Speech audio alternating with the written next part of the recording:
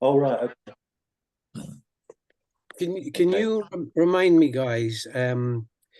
Peter, most weeks you read Joe Sanders, and is that he or she? A she. Yeah, I thought that. So did Joe, was she a regular on the meetings and Zooms? She used to come along on the second Saturdays at the United Reformed Church. Right. But she isn't that technically minded, so she's never Zoomed. Right. Okay. Yeah. She's been writing for many, many years. She's a very good poet. Yeah. Okay, Peter, thank you. You did well despite your laryngitis, so well done. You come across. And welcome to Jan as well. You're on the list, Jan. I don't know if you want to read tonight, but you're on the list. Okay. Some way down. Okay. So we can go to Mohammed now. I don't know if Mohammed's come in as what politician or you never know with Mohammed what hat he's going to wear. Oh yes, it's not the blue hat for the Conservatives, that's for sure. No. Hoping that the people of Henley realize that they're part of Great Britain, so they don't suddenly pop a surprise and suddenly usher in somebody I think I've made popular, haven't I? Okay, so all right, but we start with some sober poems, basically because of the North African problems. I've done a couple of poems I was reading off today. So first one is Place Name Morocco. The safest place to be was that sand-bedecked land, safest thoughts in silent dreams. Tourists flocked until no more of their sight could define the landscapes. Now partly broken, the place is a mark made by mayhem, the wrath of an earthquake. Under the land is some secret drumming, perhaps a clue to chime with the sky's missives, promising hungry minds positives. Thank you. And the next one is Libya's Dead. My dad said they couldn't save themselves because they probably can't swim. I said, no, they must be swimmers as they live by the sea, adored by the Med, which finally gave up on them. All I can do now is give donations hoping for a miracle, the glorification of charitable minds in tides of compassion. The washed up bodies express the fragility of human resistance to death. Our turn is on its way, perhaps without the clutch of an unobserved tsunami's violence. Thank you. And yeah, so somber and relevant poems. Yeah. Yes. Yeah, I had to. I personally did make a donation today because it came up on the website, and then I just went for it because I think it'll make a difference if people reach out. Right, so maybe end on a lighter note. It might be good. Might be good to end on a lighter note when Boris comes in, and about time to ship more weapons now, not to give the Huns of the North Africa any more chances to invade the Roman territories that are already within my grasp. I, being obviously Julius Caesar, feeling like Julius Caesar, and wanting to ship more weapons over to Ukraine. Why don't you bloody do it? And do it now. Do it, just do it. Just do it. I don't understand why you don't do it. And Rishi stabbed me in the back. I don't know why he did that. And I thought of him as my trusted Brutus, but he's been brutal, and I don't think that he's one of us. And Henley is taking the biscuit so far, taking the chicken. And with that, I exit after having recommended the Romans or Italians who are not engaged in any constructive activities in the Eurozone. Anyway, thank you and goodbye. He talks more rhubarb than crossing the Rubicon. Oh yeah, rhubarb, yeah, rhubarb and Rubicon, yeah. Hey, well done. I knew you were leaving long adrift, Mr. Johnson. Sue, what have you got for us, please? You're muted. So. Yeah, there we go. Okay, yes, I have 3 new poems. Right. This is called Of Autumn, and it's about getting old and decrepit. Of autumn, no longer subject to the pull of ocean tide. I do not navigate by stars and moon. I float without a compass on a calmer sea, taste my own salt. No longer ploughed or harvested or grazed, I stretch out fallow-boned upon the tacit grass, watch arms of trees wave high above my head, and talk with birds. I am a dry husk, paper thin, bright seeds all blown away, a ghost who blind walks round familiar rooms and haunts the back streets, shortcuts, secret views, forgets their names. You with a mown path through my thistle field, your green grass sweet with summer's felled remains. But autumn has a different taste, celeriac and mud. I watch for rain.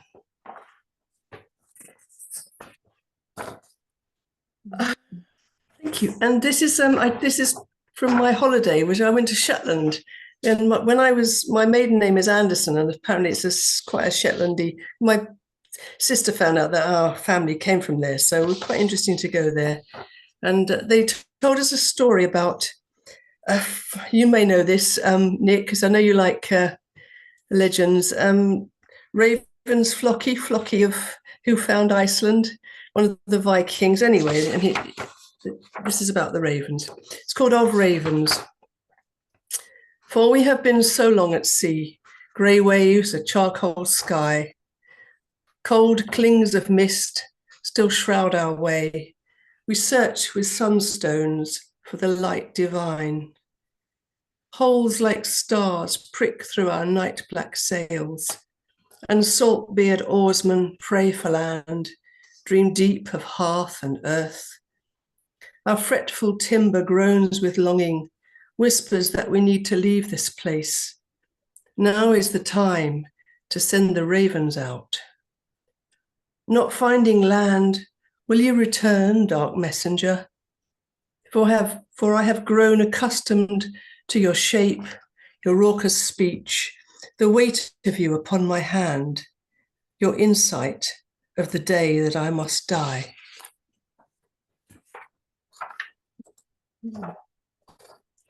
Thank you. And the last one is a bit lighter. I started volunteering at the National Portrait Gallery, which has just been reopened. So this is called Portrait. They say the eyes will follow you.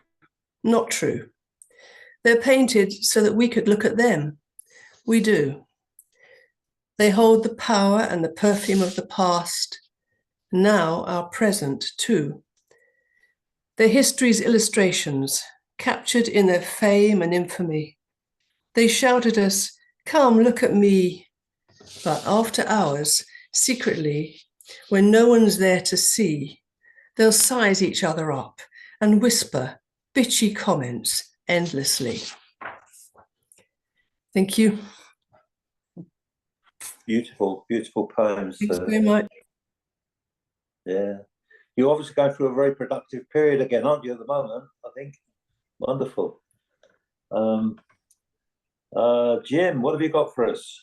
Can you hear me? Yes. Yeah. I've got a stomach ache, so I'll read a couple of poems about food. The first one's called Elegy for Some Discontinued Pastries, Apricot and Almond Scrolls. You scrolls were once my soul's delight, sugared tombs to tear apart so I might feast on apricot hearts and almond entrails, make connaissance with angels, saints and scholars by way of sweet communion, where ravening hunger meets with blissful expiation.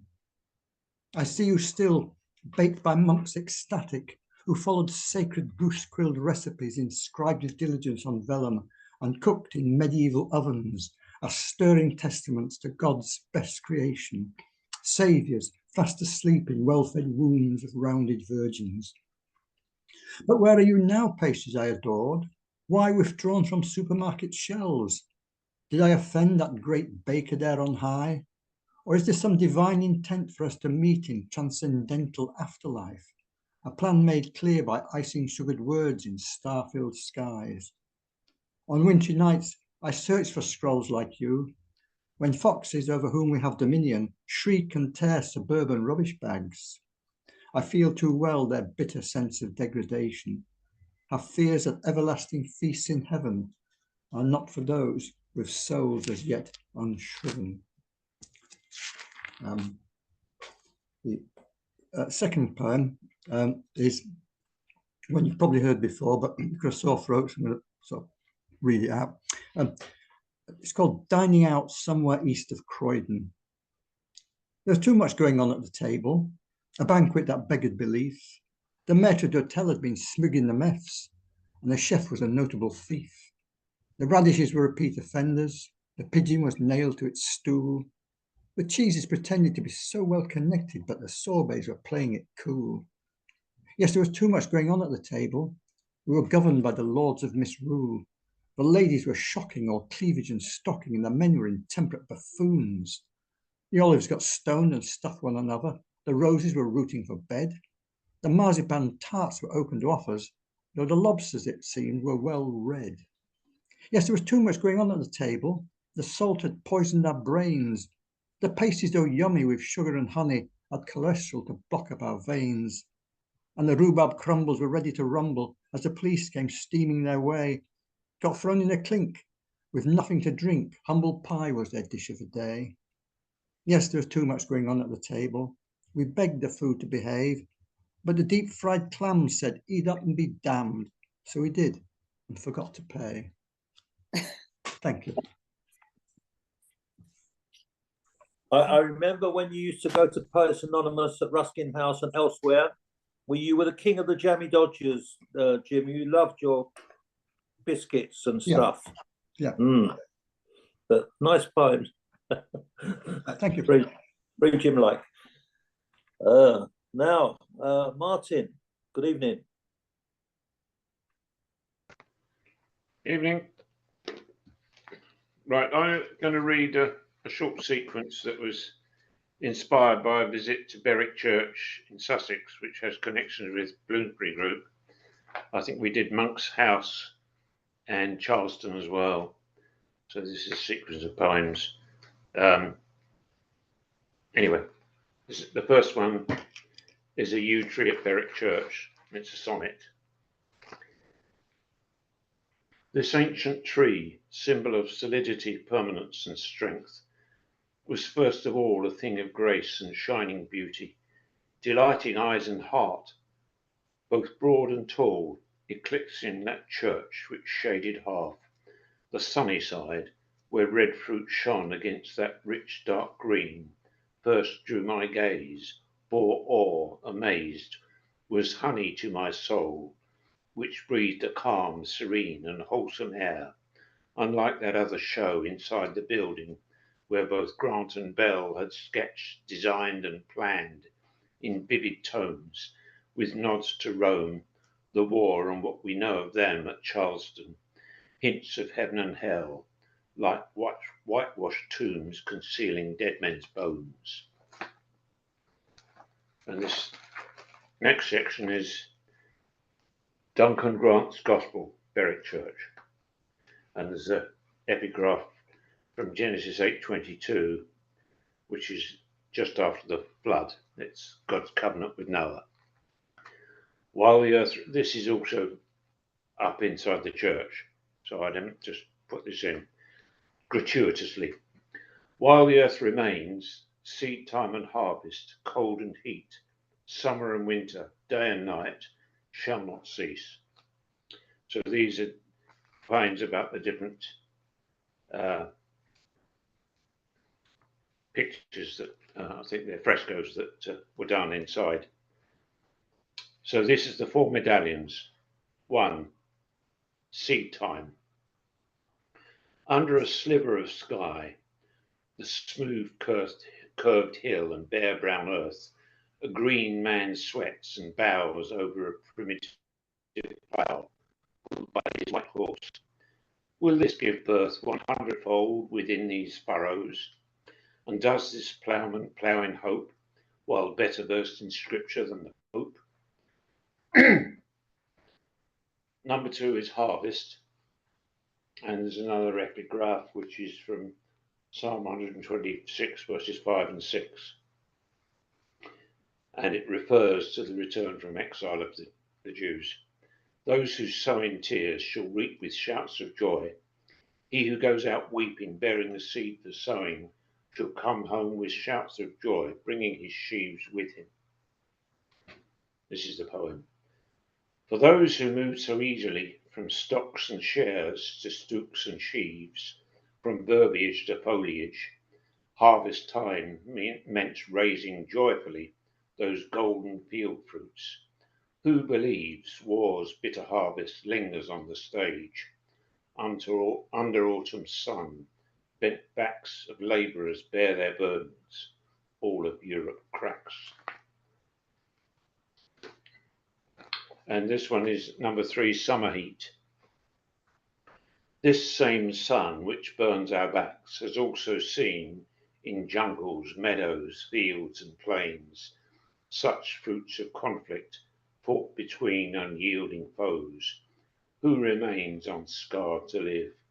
Those rains our garden craves are long withheld, as beast and man both pant for drought dispelled. Number 4 is winter frost. Under leaden skies, snow covers the land. Behind her cottage, a row of bare poplar. On her shoulder hovers her bundle of faggots, collected so they can thaw themselves once home. Delighted children play, yet unaware of threats from winter. They will come to know both winter's gloom and sun's unblinking stare. And this is the 2 panels. The 2 panels, well, you'll find out when I read it. Number 1, day. The sun rises behind willows over Charleston's pond. From the surface glows inverted trees, pink sky. Discover again our reverie, what each heart knows of what we drank together, of this balmy air, and all those rich emotions we would share. Number 2, night. That same mirror shows the moon at midnight, framed in blue, the cool of night, which hides our darkest fears, and soon will lift, as all our deeds revealed to sight, when this world turns as it is always done, ruled by silver moon and golden sun. Thank you. Thank you, Martin. Thanks. Yeah, I think, you know, with so many events happening in the world with weather and politics, it's kind of, some of your poetry put me in mind of what Mohammed was saying earlier on. We seem to be living in quite extreme times, really. But thanks for your poems. They're very thought-provoking. Thank you. Steve, what have you got for us, Steve? Good evening. Good evening, George. Evening. This one is called Lies. Do not tell lies on another. It will make you irresponsive forever. Speak your truth very quietly, and you will not be seen, and you will be seen more vividly. People who tell lies do that to impress, making them to be something like a pest. Lying every day does you no virtue, so stop this instantly or you will turn purple. I had a friend who used to tell me he had loads of girls, but really he was just taunting on my world. So fibs and lying lives does you no justice. It only makes you to be inassertive. This one's called Joy. The joy I'm experiencing is incredible. I feel good and happy, a great turnaround. I love life, I love people. I go to church, where on top of it is a steeple. Pleasantness should be the adventure of all. sharing kindness and love to uphold. Peace be to mankind and harmony, never letting derogativeness spoil your game. So as we continue in this great joy, please, people, stand eloquent in this difficult time. Thank you, George. Thank you, Steve. I like the way you reflect on, morality and how people act and how it impacts. Quite thoughtful with some of your stuff. I like it. Yeah. Thank you. Thank you. Thanks. And we come into Nick now. Nick, what's that thing behind your head, Nick, that looks like an exploding turkey? Oh, right. It's a nuisance. Is it?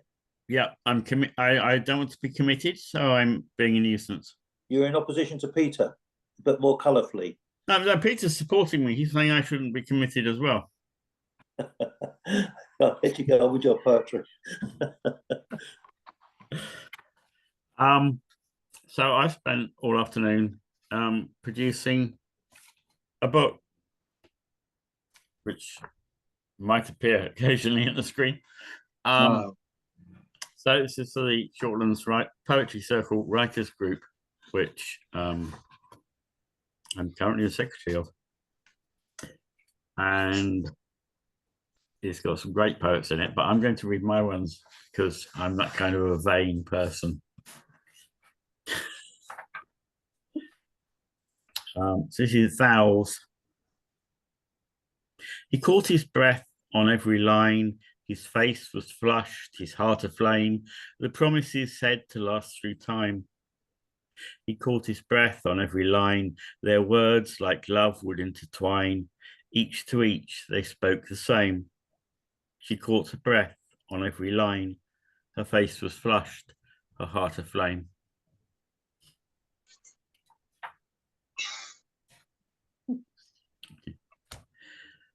This is sonnet number 7. It's about time I wrote that one. Kids today. My childhood, I am fairly sure, happened to someone who is no more. So when you complain that mum and dad don't understand, you are not mad. Your parents cannot entertain the views they had themselves when they were new. Oldness has shriveled up their heads. Their sense of fun is all but dead. They try to love you in their way, but have grown older day by day. And now their lives are full of pain. But you can help them smile again. Show them how to laugh and play and help them live like kids today. Channeling my inner Belloc. And this is sonnet number 11, Dionysus.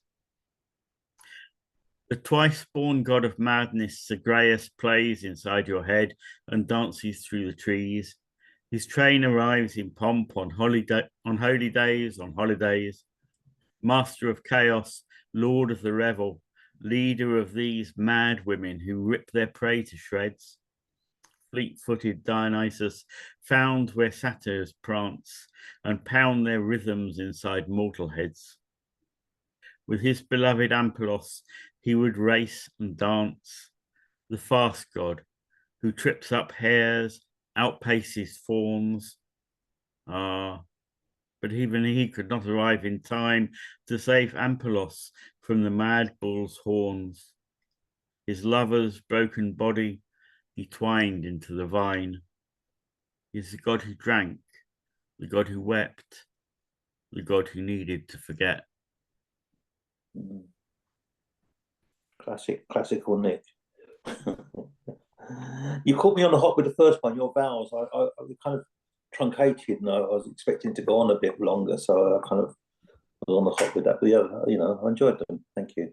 Yeah, it's just a little triole, so I wasn't allowed to make it longer. Oh, right.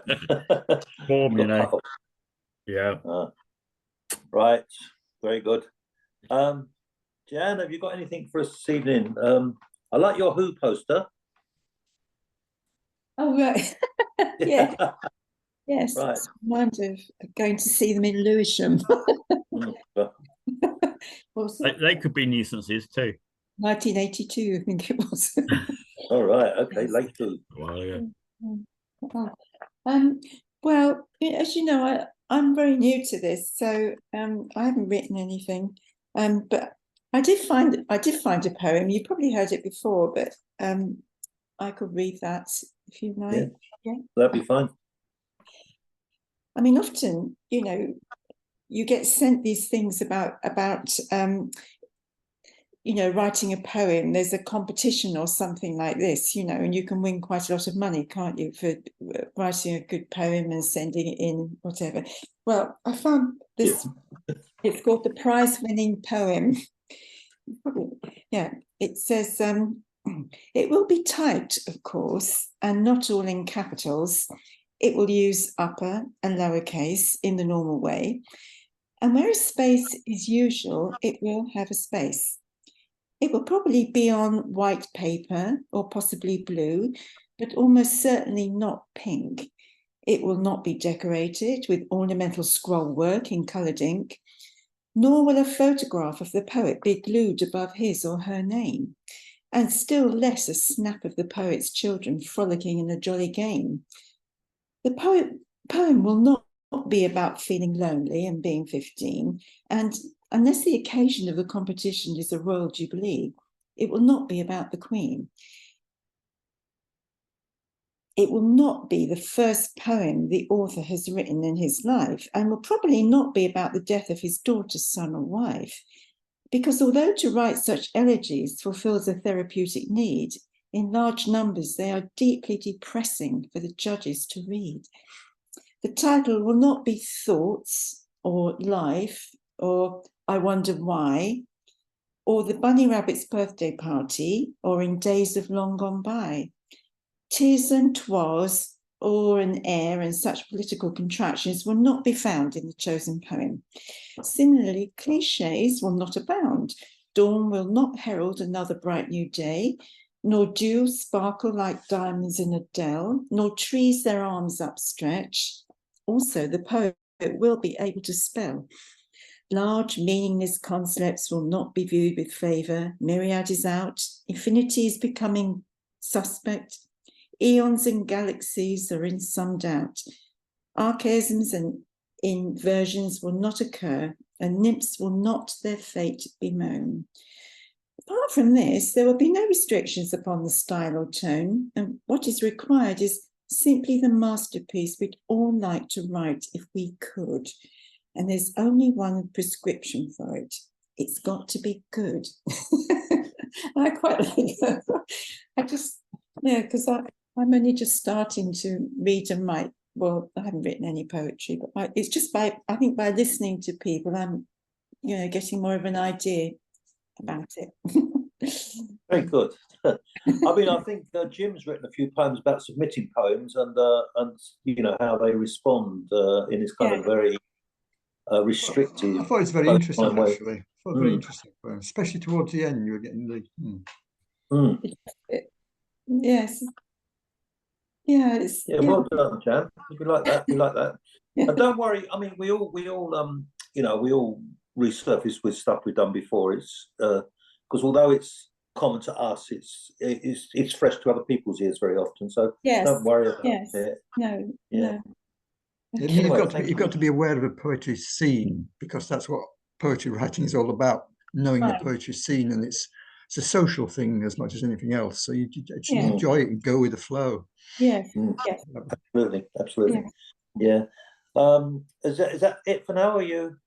Yes, that's all I've got at the moment. Okay. Yeah. That's fine.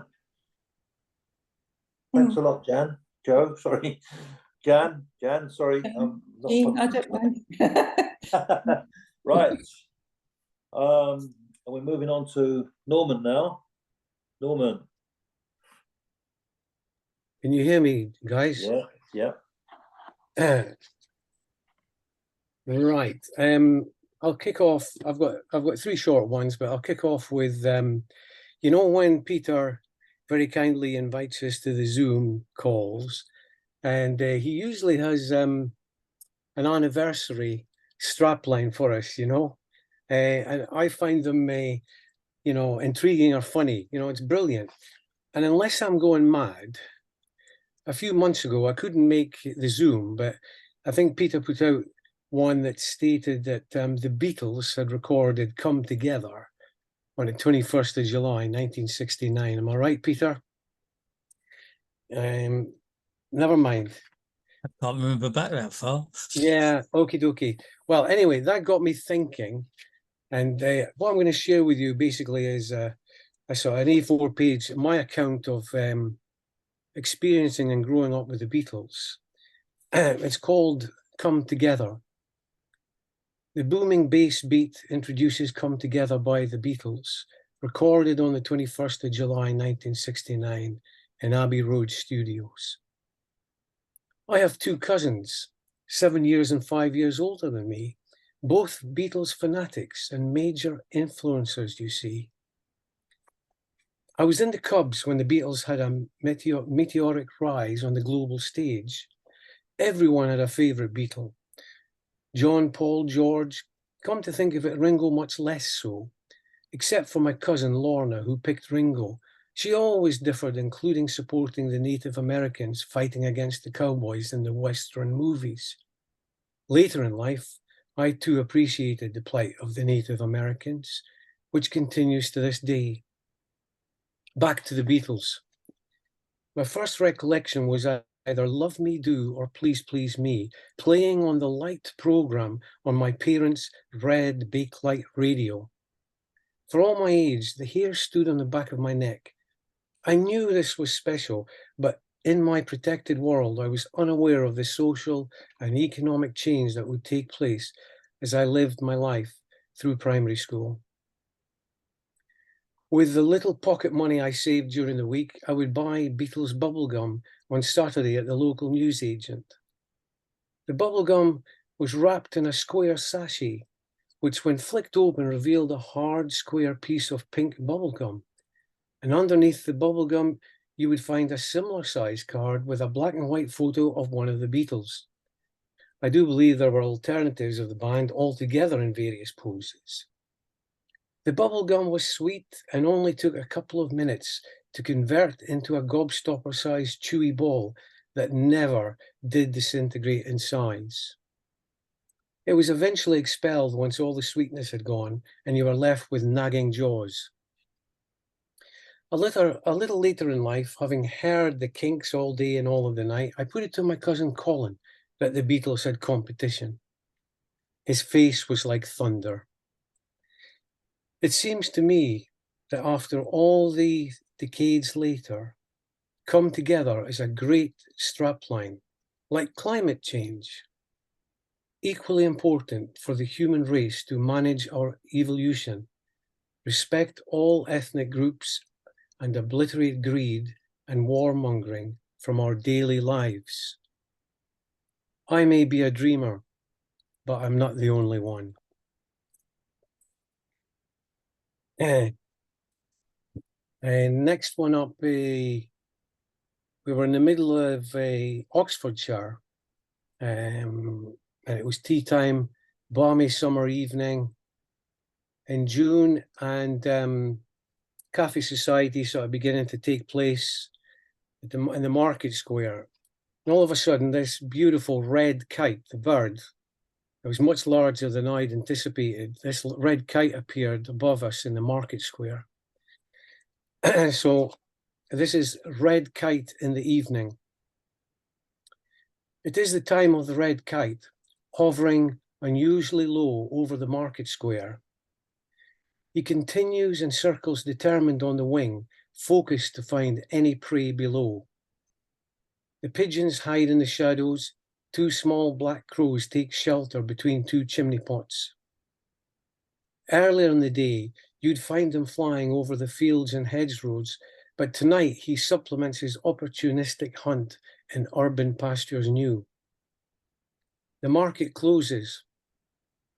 Cafes, restaurants open for evening business, and in the alleyways, amongst the food bins, he hopes to pick off a mouse or pigeon. Observing him, there is menace in the air, a bird of prey who has learned to adapt and unknowingly provide evening entertainment for the Cafe Society in this small town. Okay. A few weeks ago, I was in town. It was about 2 days before most of the schools went back. And for some reason, I hit it at the wrong time because it was just like one massive kindergarten with parents and kiddies all over the place. My God, it was noisy. So this is a short one. It's called Back to School. Shoe shops jumping to the sounds of excited children, new footwear to be found, almost ready to get back to school in a few days' time, looking real cool. Most mothers look worse for wear, and some dads just don't appear to care. Shoes full size and shoes in halves, serious decisions not up for laughs. One small girl with 4 boxes at her feet finally secures a Cinderella fit that's neat.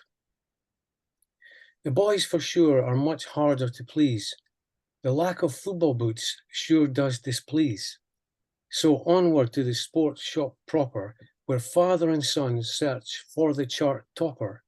That is, the boot style worn by football heroes, priced accordingly with too many zeros. Mum, dad, brother and sister are all drained and washed out, yet the day is young, and new uniforms they still need to scout. Thank you. I think gender-based shopping ideas do change as ages change, actually. And red kites are magnificent. They are huge and beautiful birds. Yeah, and I'm so glad that they've returned. It's lovely. There used to be yeah. the main scavengers, 200 or 300 years ago. They were common. Yeah. Very common. They're making a comeback now. They certainly are. Yeah. Okay. Peter, how's your throat? Are you going to read again, or are you?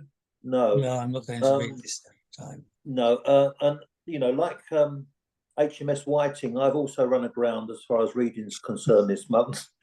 So I'll have to give it a miss till next month, but I will get back to it.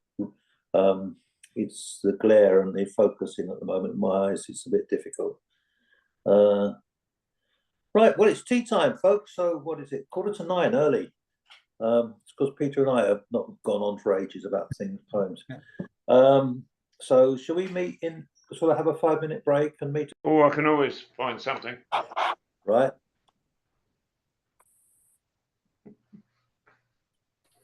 I'll read something from the one volume I've published, which is a pair of sonnets from my book. So the first one is Surf. Before they cast their pearly drops ashore and tumble foaming from colossal height, great waves standing on tiptoe, flecked with hoar, command their subject beaches, shun as slight canutes who wish their awesome powers to stay. They rumbled up defiance in the roar of churning waters, ponderous and grey, and stirring shell and pebble they withdraw before they marshal all their strength again, and turning mount another bold assault. But regal as they seem, another reign still trumps them, which will never brook revolt. So in this tireless cycle are content to match the ever-turning firmament. And this is Low Tide. Woven water ambles up the beach as leisurely it licks at ravelled sand, glides to film a broad and glistening band, dazzling eyes to the long bay's furthest reach. These are delicate children of those bold rollers, pounding at buttressed sea walls, hushed beneath far distant plaintive calls of gulls, timid wavelets barely rolled to ripple rock pools clear and glassy calm. The wine dark wave, but these are white wine pale. If Venus rose here, see that ancient tale, these thin layers wouldn't cover her arm should it fall here. This gently pleated sea may also smooth the heart's anxiety. and a couple of supermarket elegies. This is number 1, Shelf Stacker. Trundling loaded trolleys through rubber doors, leaving square islands in wide aisles. My mind is dormant or elsewhere, save for routing each vessel to its port, avoiding shoppers and their eyes, while counting minutes to my break. Also some paths my mental feet ignore. Not all can love philosophy. Don't agonize on why I'm here. Convinced about necessity of bread, myself and customers agree by shifting loaves and taking pay. Some thoughts of home are welcome, as may be, depending what last passed between us earlier, plus chores and bills. For now, I'll load these products on my list to keep tomorrow's browsers and those directing me content. Though sometimes seemingly invisible, this stuff will never move itself. My hands and others find its shelf. And this is number 2. Poverty be plenty. Here, where even the poorest may eat well, a crisis means not finding the right loaf from 50 options. In Liberia, meanwhile, attempts to scratch a single meal may take several days, and even then, still feeling hungry. To push a loaded cart around these aisles would make our third world cousins' eyes explode, and yet we take it all as routine, unremarkable, so dull as sensibilities. When will our eyes be opened? All this excess, fatness and waste does not afflict in conscience or in gut. Here in this temple to luxuriant life, we keep all thoughts of poverty at bay and only moan at queues 10 minutes long. Thank you. Thanks very much, Martin. I particularly like, is that a new one that you did about the woven water ambles up the beach? Is that That's an old one. I haven't read it very often. I like it. And the different moods of the Aegean, and I was thinking of the all those desperate people who got conned into all those horrible boats and died in their dozens across the Aegean. Yeah. Anyway, yeah, thank you. Thanks very much. So who have we got now? Jim. Jim, have you got anything for us, please? Yeah. I'm not feeling in the humorous mood, but so I'll read a couple of supposedly humorous poems. Sorry. The first one's called Birth of a Clown. One bright morning, he was no longer an outcast in his own eyes, no longer a candidate for the much coveted male sensitivity prize, no longer a crushed flower of impeccable angst. The vacuum that had once been his soul now possessed a shape and purpose. A custard pie sense of certitude flowed through his veins, and from the outer reaches of heaven, hosts pipe up the trouser leg hosannas, called out his name. He felt armor-clad and burnished, red-nosed but merciless, a sword-wielding samurai of infinite but healing jest. No longer the victim of confusion, but the avowed enemy of every form of self-delusion. One bright morning, he was no longer dressed in black and traumatized by life, but able to laugh at and with himself and become his own best friend, guided by tribal voices crying from afar, "Unite our contradictions, O clown, and show us what we really are." And the second one is called Actor on the Couch. And beneath the title is a little intro, which is "Sometimes a cigar is just a cigar," Sigmund Freud. As a forlorn Hamlet, I shake so much to see my father's ghost. I forget my lines, take out a hanky and blow my nose. And the audience murmur, "Ah, erotic symbolism, I suppose." As an Irish tramp, I call out, "Goddo, so there you are. What's kept you? Why didn't you come sooner?" When I leave the stage, do not return. And the audience cry out, actually, this is a huge improvement. As a tormented Oedipus, I say, I know exactly who you are, Dad, and soon you'll be dead. But first, tell me this, is Mother any good in bed? And the audience whisper, this chap's not quite right in the head. Finally, at the back end of a pantomime horse, I declaim, I'm all alone in the dark and lost in his foul clouds of remorse, but surely there's more to my life than this. And the audience start to yell, oh, no, there isn't. Oh, yes, there is. Thank you.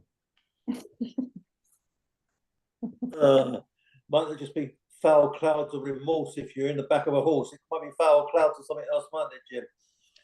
Yes. Very good. Thank you. Thank you. Thank you. Ah, Jim, cracked me up. Wonderful. And someone else who cracks me up very often is Mohammed. Got anything, Mohammed?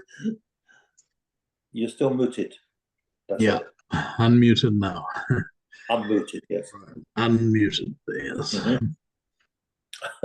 Okay, so we went to Mallorca, my wife and I, early in August. So that was our holiday. We're both teachers, so we got that opportunity to go off and enjoy summer somewhere else. You know, so it was very scorching hot, and it was, but it was nice in the shade and all of that, and we had a really good time.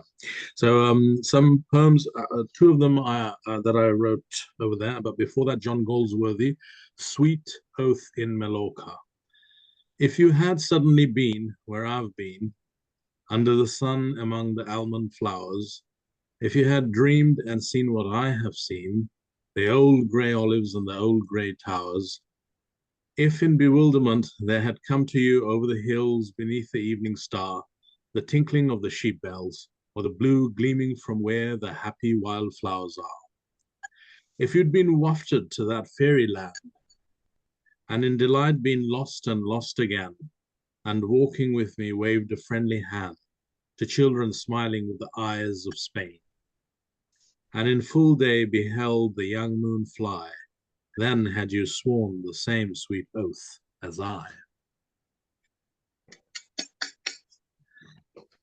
Great, good one, that one. And I wrote this one on the 5th of August, By the Sea. We assumed that we were going to be beside the sea, but we were, although we were in Palma, we were by the seafront rather than the sea, so there were seaside. And but it turned out there were nearby beaches, so we went to one called Playa Beach. So by the sea, by the Palma Bay, after the ride of 20 minutes or so, chilling after chips, sand and shade of the thatch umbrellas, clean and dirty waves that met a friend. Expensive, costly dare, the sun properly shaded from. This Playa does its thing, and a bit. We meld in love. The sky is chummy blue. Palma Bay smiles and wilds, ending the day. And I thought about seafaring, you know, love all the imagery in the books by Stevenson, Robert Louis Stevenson, and influenced by his style of verse as well, you know. But I notched this one up, Sail to Sea. My boys and I will sail to sea from the Bay of Palma happy. Hoist the sail, lift the anchor, be not pale, do not sink her. We'll be sailors night and day through the blue of Palma Bay. And one day we should return to share a yarn when the candles burn. Wow. Thank you. Three lovely poems. The Mallorca one I thought was a bit special. That was an excellent poem. That when you go on Mallorca, something about it. It's got kind of a joy of family life and just full of joie de vivre. You know, it's lovely. Well done. Yeah. Thank you. I think those of us who live on our own, you know, look at your Facebook and I see you enjoying yourself with your family. You know. Oh yeah, you must have seen It's some of the very pictures, inspiring. right? Because we're connected, aren't we? So yeah, you must have seen some of the pictures. Yeah, it was great. It was wonderful. Almost 8 days. So, Yeah, went quickly. It's expensive over there, but it's well worth visiting. Yeah. Yeah, if only for the poems it's produced. Yeah, wherever I go, I write poetry. Yeah, well done, Mohammed. Lovely. Thank you. Thank you very much. Now we're coming to my friend Steve. Steve, what have you got for us now? Thanks, George. This one's called Never Say Die. Never say die in these torrid times, enclosing your richness to be a suitable person. It is difficult as some people are perishing, some literally holding on to the last penny. My thoughts go out to those in anguish. That's why I support many charitable organizations. Just recently sending a donation to Salvation Army. Fight on, my brother, fight on, my sister. Dig deep and acquire aspirations to help you through. The doors in my life was slammed in my face. There I was locked out, dribbling along. But I got off the floor and brushed the dust off my trousers and carried on. This was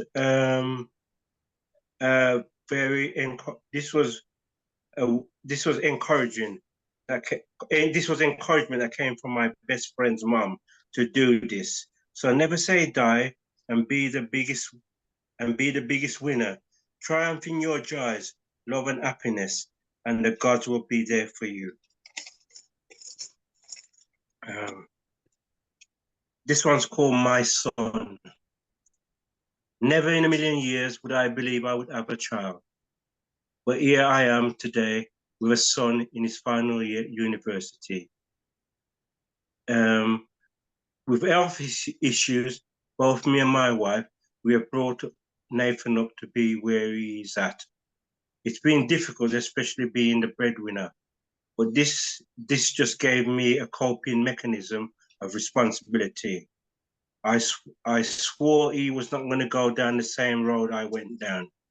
I thank all those marvelous people who has been there with me on this special journey. Poetry with my great mates has added that vital ignition to spur me on. So thank you all for your comments on my poems.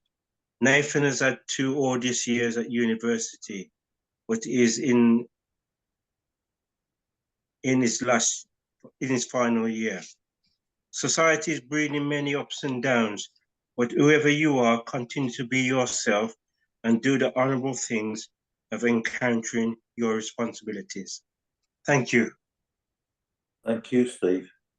I mean, what comes through with, when you write about your experiences in your poetry, is you've been through a lot of trials and tribulations, but you have love in your life, and that's redeemed you and helped you, and it comes through very well. So thank you for that.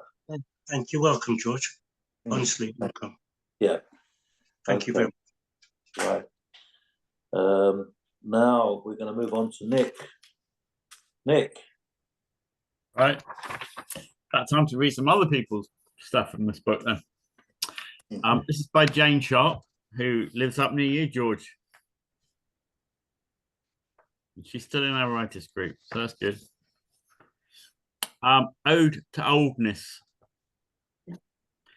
O season of risk and delusionless, O garret shape, O rotund girth, O obese tum, O fat and old, O drat. Obi-Wan Kenobi, old, old disintegrating rope old, opal oakwood Odin old, O Eki thump, so old. O silver squall, though breath of winter brings the cold, rake up the lazy 8 and hold a candle to the night. O for oxygen, ozone, opium, over creativity, overt originality, oviviviparity, ovario hysterectomy, OMG, that's OTT. Own up, you need a doctor. Oh, doctor, ahem.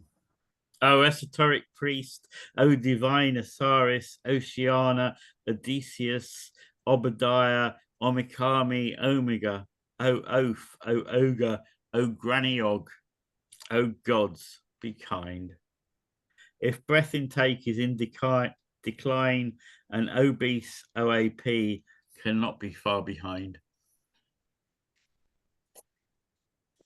I love how many things she got into that. You hit the nail right into the head. Yeah. Great. Yeah. This is by Nola Turner, and it's about this painting. Wapping by J.M. Whistler. 20 and 25 in the spring tides of our youth, pulled like sun and moon to swell the oceans when we first met, and he painted this. Look at me, arms stretched along the Angel's balustrade against the dark background of the docks. That's Wapping, t'other side. The river's tight with schooners, barges, skiffs, and me, stiff as a figurehead, hair tied back, in dark dress and coloured shawl, bored, rigid, waiting for a glass of porter, or wondering why that sailor opposite can't take a hint and go. Jim's in conversation with him, men's talk, neither of them paying heed to me. At least that's how it seems. I never was a putain and won't besmirch my name by saying that's Legros with me. Oh no, I see Jim. Early days, so many times I was ignored in company, though in the studio they ogled me. By Jove, once I found my tongue, he liked my wit, especially when I told old duffers where to go. Bad artist, Jim. They couldn't spot a genius if one poked him in the eye. But see, we sit beside each other, our hands tense. My left is near Jim's sleeve, almost touching navy serge. His left is clenched to stop him reaching for my skin, while underneath the table we press our shins. He's restless to take leave with me to Greenwich, where we'll make love and I will sing. There we are in daylight, among holes knocking in a breeze, steam rising from a collier, crossing from a berth, the pool alive with cargo, rigging, sails, 25 and 20. What partners we became. Cool, blimey, mate, you not read that well, did you? I think you might have read it better. I don't know. Yeah, well, nice one, thank you. And Jan Sharp, she's hit the nail on the head with her old poems. I love that as well. So Jane Sharp, yeah. Yeah. What's her name? Jane. Jane, not Jan. Jane. Yeah. Okay, and she's up my way. This end somewhere, is she? In Yorkshire? Yeah. Oh, right, okay. Big place though, I might find her. Yeah. Right. Okay, you got another one? Yes. Right. This is also by Nola, who was my predecessor as secretary, and unfortunately passed away in February this year. April this year, even. And this is Art Rage. Damn Foucault. Fuck him. Damn his eyes, his mind, his pen, pulling the rug from my feet, robbing me of certainty, orders, space and time. Curse the liar's ring of truth, choice and perception all. Damn Duchamp, damn his urinal, damn his bride, her bachelors, equivocal, maddening. Damn his Rose Salave, her cuttlefish and cage. Damn Cage, his 4.33, and Rauschenberg, his white paintings. But give thanks to Richard Hamilton, who at his end gave us a hotel foyer in soft lighting, elegant and orchid calm, for checking out or checking in. Esoteric, that one, wasn't it? Yeah. It was. I did like the Foucault. Fuck. Yeah, Michel Foucault, yeah. Yes. Very good. Thanks, Nick. Who else? Oh, Jan. Jan, have you got anything else for us, or are you? Really sorry, no, I haven't. No. No, don't be sorry. That's fine. That's fine. I have nothing at all this evening except myself, so don't worry about having nothing. So we've got Norman. What have you got?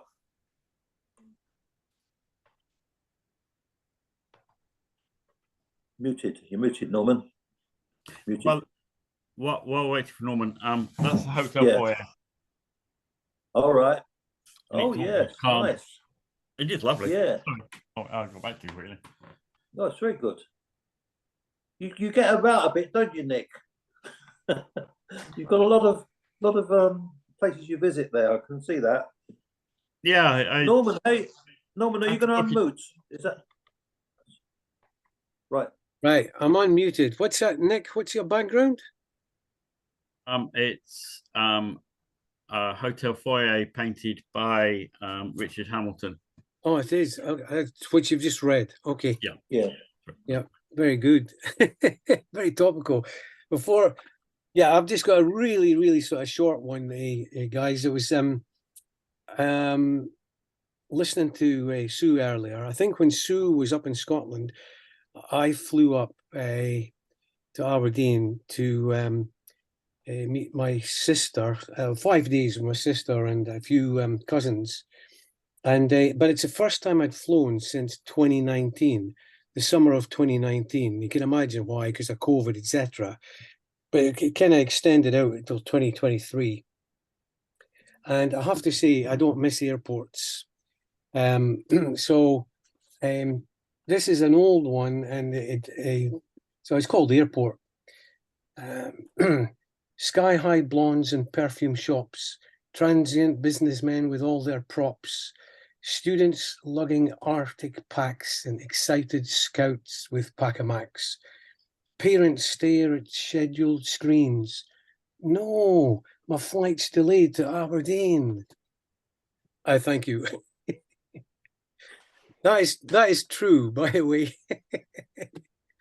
That is true. Yeah, I've got nothing else, George. Can I ask, Peter, what's your background there? Which band's that? It's an Icelandic band called Agent Fresco. I should have guessed. Which is a hard rock band. They're very, very good. When you say what's your background, I always think you're asking for somebody's personal history. Yeah, I know. Now, Peter, you've mentioned this before. I did a bit of Googling, or YouTubing rather, last year probably. I heard some of the music I think you listened to. Yeah. Yeah, it's like Guns N' Roses on speed, right? The posters look like a snowy volcano from here with my eyesight, Peter. It looks like a big load of snow coming down and a volcano on the right-hand side. That's all I can see, I think. Yeah. No, stage lights. It's cut. Yeah. All right. Yes. Yes. They are very good if you like loud noises. Well, I'm sorry it's been a kind of... Well, it's not been too bad. We've managed an hour and a quarter, haven't we? Yeah. So I hope to be back reading poems soon. So, but George, get better soon. It's a shame. It's a shame. Yeah, well, I just love I love this. Even if I didn't read anything, I'd love coming on here. So there you go. Yeah. So you're always so kind, George. Well, kind to everybody. Well, it's no point in going through this earth unless you try and have a bit of love and kindness, is there, really? Peter, is the Ruskin house going to fold up or not? Well, I don't know. I've left Croydon, but I hope not. I would love Poets Anonymous to carry on live performances, but who knows? We're all getting on a bit, aren't we? And I just. That's true. I can't see if people don't turn up, it's just not going to work. Sure. Last month there were 7 of us, and I think we decided to carry on certainly to December. Yeah. Yeah. See what happens during that. 7 is viable. 7 would be viable to go on with. Yeah. Yeah. I may come back from time to time, but I don't know. Yeah. Well, it's winter's coming on now, isn't it? Winter, and you know, Croydon on dark nights in the winter is not the most attractive place, really. It's a bit off the beaten track as well. Yeah. But well, it's not Aberdeen, is it? No. Only once a month. Yeah, it's true. But yeah, we've lost a lot of lovely venues. You know, like the one near East Croydon Station. That was fantastic for poetry. You know, Church. Yeah. Okay. Dog and Bull was very good. Biscuits are excellent. Dog and Bull in Surrey. Dog and Bull was good. Yeah, I Yes, enjoyed the yeah. Dog and Bull. That was nice. Yes. Yeah, I like the United Reformed Church because we Did got you? biscuits. Well, no, they didn't have any beer though, did they? Tea and biscuits. What more do you need? On the Young's Bitter, they have no Young's Bitter in. And we could have taken biscuits along to the Dog and Bull. We could have done it. Anyway, these are recollections of the past, aren't they? Yes. They're flashbacks. Well, I think the Zoom's going okay. That'll keep us together as a group, I think. Yeah, it's good. For sure. Not I like face to face, but better than nothing. Yeah. Okay. God bless you all. I would like to see more young people joining us. So it'd be nice if we had some, younger people coming along. You'll have to indoctrinate your children, Mohammed. Get them into poetry. Yes. Yeah. Yeah. We've got to get more and more people involved. Yes.